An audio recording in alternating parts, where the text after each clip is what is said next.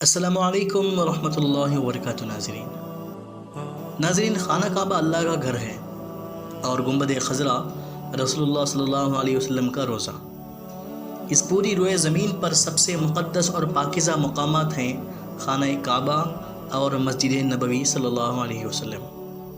مسلمان کامل مومن ان جگہوں کی دل سے عزت کرتا ہے اور ان سے بے حد محبت بھی کرتا ہے، کیونکہ خانہ کعبہ کے اندر ہر ایک کو جانے کی اجازت تو نہیں ہے، لیکن کم از کم ہر مسلمان خانہ کعبہ کے اندر کیا ہے آج کے اس جدید ٹیکنالوجی کے دور میں انٹرنیٹ کے ذریعے دیکھ سکتا ہے۔ لیکن وہیں اگر بات کی جائے مسجد نبوی میں موجود گنبد خضرا کی، یعنی ہرے گنبد کی، تو اب نہ وہاں کسی کو جانے کی اجازت ہے اور نہ ہی کوئی ویڈیو یا تصویر انٹرنیٹ یا کسی میوزیم میں یا کسی کے البم میں موجود ہے۔ جتنے بھی اس طرح کی تصویریں سوشل میڈیا پر وائرل ہوتی ہیں وہ تمام کی تمام جعلی اور جھوٹی یعنی فیک ہیں۔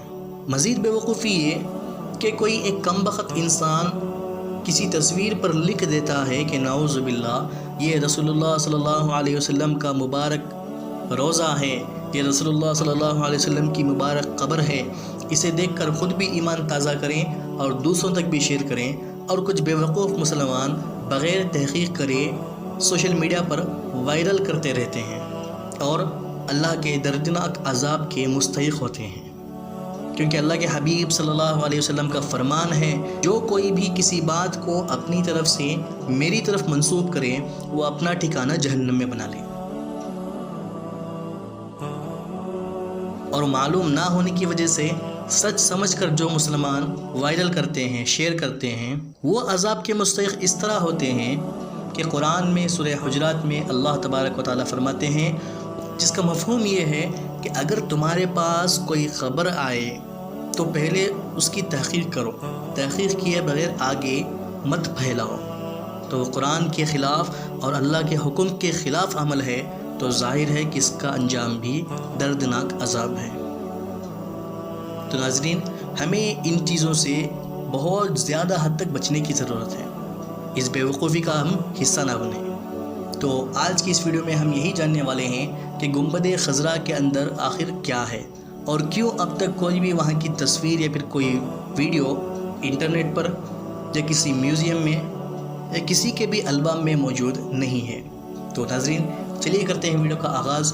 میں ہوں محمد انور خان بن احمد خان حسن سے اور آپ دیکھ رہے ہیں اہل دل ویڈیو ورلڈ۔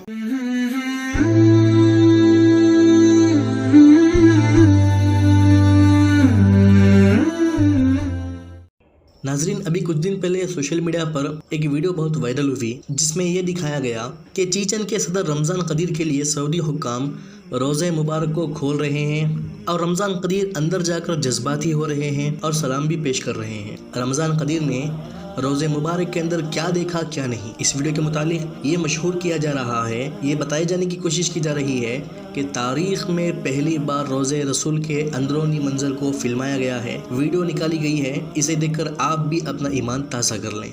تو کیا ہے اس کی حقیقت؟ کیا سچ میں روزہ رسول کو کھولا گیا تھا؟ یہ ساری باتیں آج ہم اس ویڈیو میں جانیں گے۔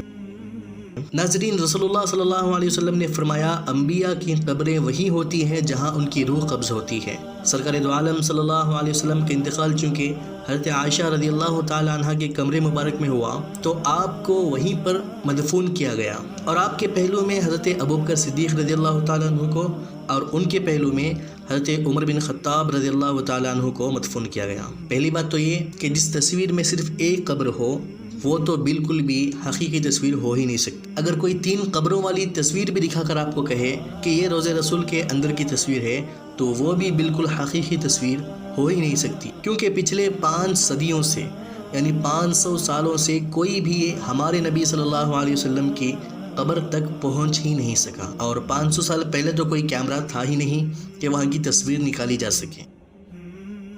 تو یہ 3 قبریں ہیں اما عائشہ صدیقہ رضی اللہ تعالیٰ عنہ کے کمرے میں، اور اس کمرے کے ارد گرد 4 دیواریں ہیں۔ یہ دیواریں اما عائشہ صدیقہ رضی اللہ تعالیٰ عنہ کے کمرے کی ہیں، اور اس کے باہر مزید ایک دیوار ہے جو 5 کونوں پر مشتمل ہے۔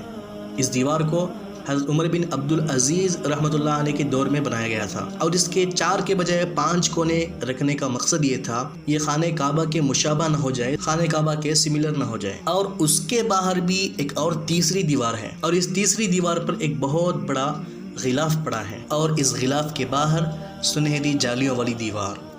اور یہ سب کی سب جو دیواریں ہیں اما عائشہ صدیقہ رضی اللہ تعالی عنہ کے کمرے کی، اس کے باہر 5 کونوں کی، اور اس کے باہر ایک اور تیسری دیوار، ان تینوں دیواروں میں کوئی بھی دروازہ نہیں، یعنی کسی کے بھی اندر جانے کا امکان ہو ہی نہیں سکتا۔ سنہری جالیوں کے دیوار پر جو دروازہ ہے اگر اسے کھولا بھی جائے تب بھی صرف ان 3 دیواروں کے باہر جو غلاف پڑا ہوا ہے اس غلاف تک ہی پہنچ سکتے ہیں۔ اور اب رمضان قدیر جو روضہ رسول کے اندر گئے تھے، حقیقت میں سعودی حکام نے ان کے لیے روضہ رسول کو کھولا تھا، اور وہ وہیں پر کھڑے ہو کر 3 دیواروں کے اوپر جو غلاف پڑا ہوا ہے اسی غلاف کے سامنے کھڑے ہو کر سلام پیش کر رہے تھے اور جذباتی ہو کر رو رہے تھے۔ سنہری جالیوں کے سامنے کھڑے ہو کر سلام پیش کرنے والے زائرین جب ان سوراخوں سے اندر جھانکتے ہیں تب بھی انہیں صرف وہی غلاف نظر آتا ہے جو ان 3 دیواروں کے باہر پڑا ہوا ہے۔ تو اس طرح سرکار دو عالم صلی اللہ علیہ وسلم اور سلام پیش کرنے والے زائرین کے درمیان صرف چند گز کا فاصلہ ہوتا ہے، لیکن ان چند گزوں کے درمیان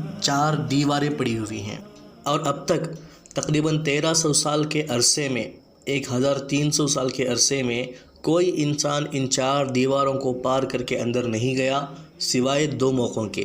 پہلی بار سن 50 پر 1 ہجری میں حضرت عمر بن عبدالعزیز کا غلام، اور دوسری اور آخری بار مشہور و معروف مورخ علامہ الصمودی رحمۃ اللہ علیہ کے بیان کے مطابق وہ خود گئے تھے۔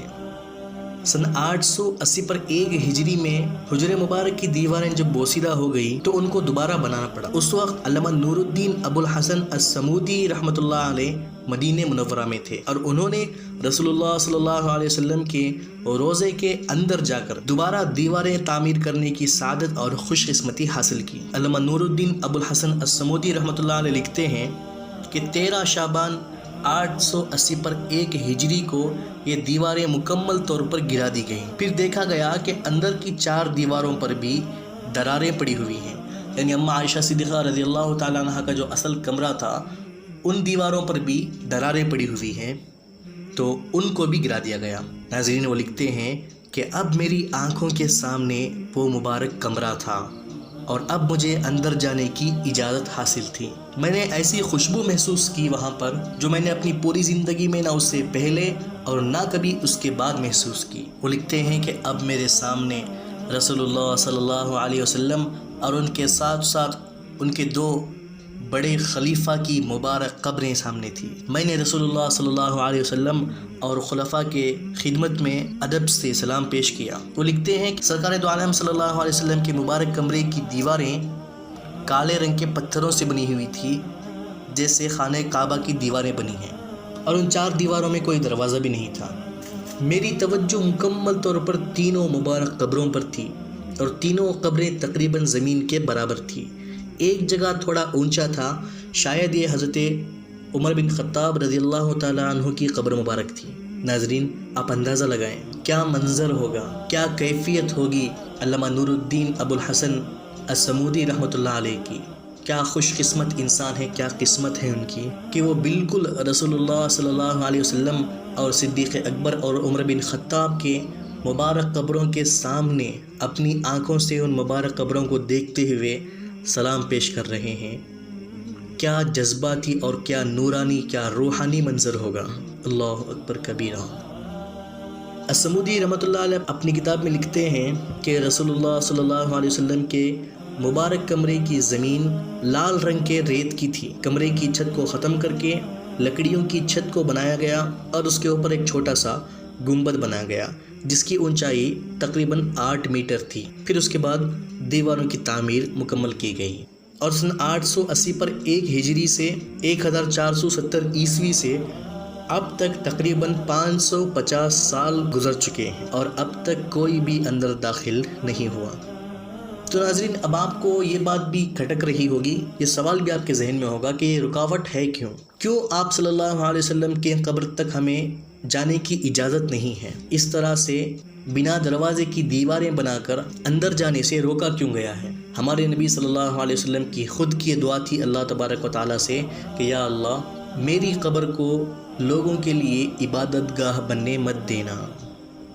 जी हाँ, जैसा कि आप देख सकते हैं कि कितने सहाबा के मज़ारात ऐसे हैं, कितने औलिया अल्लाह के मज़ारात ऐसे हैं, बल्कि कई तो अंबिया के मज़ारात भी ऐसे हैं जहाँ पर लोग आजकल जाकर पता नहीं क्या क्या खुराफात करते हैं, सजदे करते हैं, इबादतें करते हैं। तो ये सारे शिर्क के काम जो हो रहे हैं, अगर खुदा न खास्ता रसूलुल्लाह सल्लल्लाहु अलैहि वसल्लम की क़ब्र तक इंसानों को रसाई होती, पहुँचने की इजाज़त होती, तो हम अंदाज़ा भी नहीं लगा सकते कि क्या होता। एक बार नज़र डालें दुनिया में मौजूद बाकी औलिया अल्लाह की मज़ारों की तरफ और सहाबा की मज़ारों की तरफ कि लोगों ने कैसे शिर्क व बिदअत का बाज़ार गर्म कर दिया। तो इसी वजह से ये रुकावट है और अल्लाह के नबी सल्लल्लाहु अलैहि वसल्लम के अल्लाह से दुआ भी है। तो अब हज़रत ईसा अलैहिस्सलाम के आने तक कोई भी अंदर नहीं जा सकता, क्योंकि हज़रत ईसा अलैहिस्सलाम की दुनिया में आने के बाद जब हज़रत ईसा अलैहिस्सलाम का इंतकाल होगा तो हज़रत ईसा अलैहिस्सलाम को उसी मुबारक कमरे में मदफून किया जाएगा। और अल्लामा अस्समूदी रहमतुल्लाह अलैह ने इस बात का तज़किरा भी किया था अपनी किताब में कि उस कमरे में, उस मुबारक कमरे में अभी भी एक और कब्र की जगह मौजूद है। तो नाज़रीन, ये है हकीकत गुंबद खज़रा के अंदर मौजूद रोज़े रसूल सल्लल्लाहु अलैहि वसल्लम की। अगर आपको वीडियो पसंद आई तो लाइक करें। आज की इस वीडियो के मुताल्लिक़ किसी को कुछ कहना है तो अपनी राय कमेंट बॉक्स के ज़रिए हम तक पहुँचाएँ। मिलते हैं आपसे अगली वीडियो में, तब तक के लिए फ़कत वस्सलाम।